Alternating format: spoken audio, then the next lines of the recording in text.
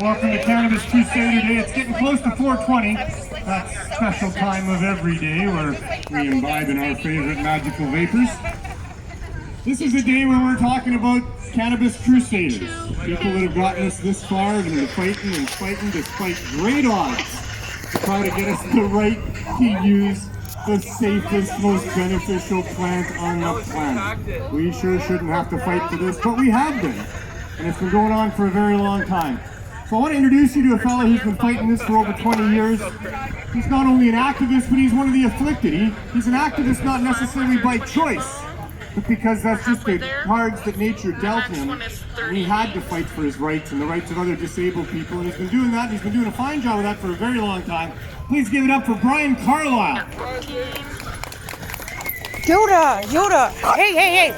Yoda! Get over here! Stop! Hello everybody, thank you for coming out to Cannabis Crusaders Day. Yes, I'm a Cannabis Crusader. No, I didn't choose it like most of you. It was thrust upon me. He just got attacked a few weeks ago. He's a little scared. Oh yeah, go for it. He's really nice. Wow. Oh, okay. Yeah, it's Yoda. Yo, what's up, Yoda? I think there's thousands and hundreds of thousands of those now that are invented. And that's no big deal at the time. But that's not really what I'm here today, because that's not really the problem. Because exempted patients can grow their own. And I hate to say it, licensed patients can try to grow their own.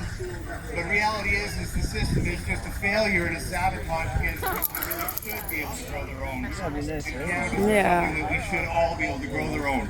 I want to start by quoting someone that's really important to me. Yoda! Vernon John. Just wait. Yoda, get over here.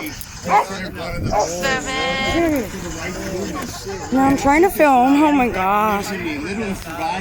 Yoda, come here. And I think we all need to adopt it. There's something he quoted from his father. And his father said to him, if you come across a good fight, get in it. And that's what we all need to take seriously, is this fight for psychedelics is a fight. This fight for medical plants is a real fight. And it's been a fight that's been going on and off for centuries. And it's wrong. And we need to look at it together as why it's being done. And what is the real benefit of psychedelics? And I'm not just talking obviously about cannabis, because we have a whole other area of unguents, whole other area of mycelium that are just as willing to help us, not just medically, but help our minds to get to a level where we should be. The biggest issue I think we're missing out on is psychedelics offer us the availability of freedom from existential distress. And I don't know if you guys know what that is, but basically, bottom line is, we first heard about it when people were coming back from Vietnam and coming back from the Korean War, World War I, and World War II. And all of a sudden, these people that should have died or ought to die or thought they were going to die didn't die. And everyone around them did die. And then afterwards, what their mind had to go through, mentally dying in advance. We call it existential distress. And I can assure you that it extends all the way to the vets now, and every single person that's on a chronic illness, on a chronic terminal illness, or on an illness that they could die from. Every day their mind goes through this distress of, am I going to die? Who am I? Why am I here? Should I be here? Am I drained? And that's what psychedelics are here for, to give us the doorway and the answer to who we are. Okay, one thing that really irks me is, here we are discussing, medicinal plants and their availability to people that are dying or terminal, but at the same time, our so-called government has gone ahead and created medical assisted in dying laws that are available to anyone. So hey, you don't have to get existentially distress relief, you can just go ahead and be put down by our government. That's their reaction to medicinal plants, put you down. Bullshit, thank you, Jay.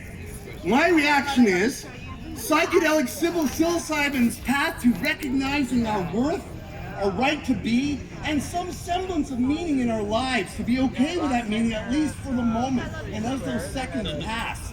This government is allowing us terminal illness people to die.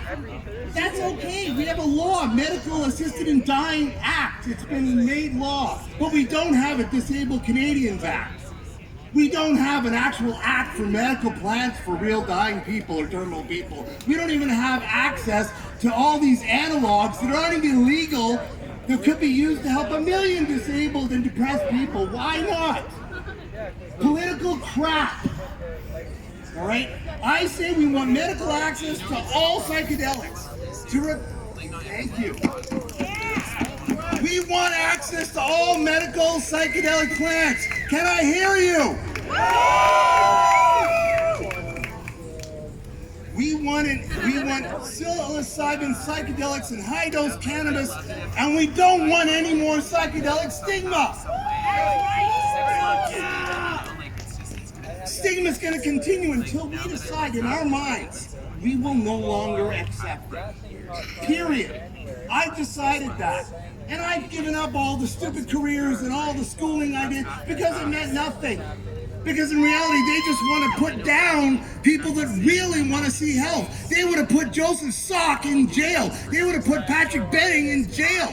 They would have given up diabetes, insulin. They would have given up polio vaccine. They would have given up all that for stigma, for politicalization.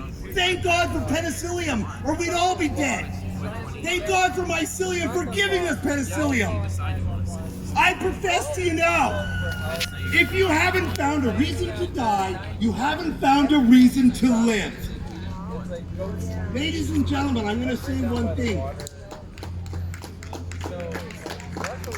Thank you. It's true. If you haven't found a reason to die, you have no reason to live.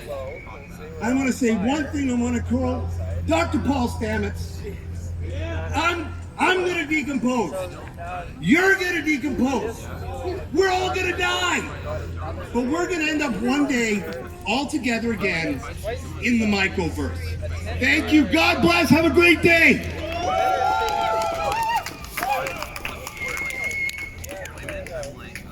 Thank you so much, Brian, and thanks for all the work you've done over the years. If you look into his career, you'll see that he's done so many things. And, you know, he's on the fight not just for the right to have the psychedelics give you the freedom of mind and thought, but for disabled people.